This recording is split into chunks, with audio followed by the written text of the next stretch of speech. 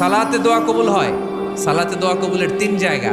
একটা হচ্ছে তাকবীরে তাহরিমার পরে আমরা সানা পড়ি না, আমরা তো একটা পড়ি, আল্লাহর হাবিব সুন্নাহ এবং নফল নামাজে আরো পড়তেন সানা, ওই দোয়া কবুল হয়। দুই নম্বর জায়গা সালাতে সেজদায় পড়ে দোয়া করলে কবুল হয়।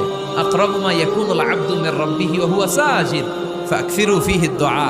বান্দা যখন সেজদায় লুটিয়ে পড়ে বান্দা আল্লাহর সবচেয়ে কাছে চলে যায়। তা কিন্তু বিশ্বনবী বলে সেজদাটা তোমার রবের কুদরতি পায়ের উপরে পড়েছে। সেজদায় পড়ে দোয়া করেন।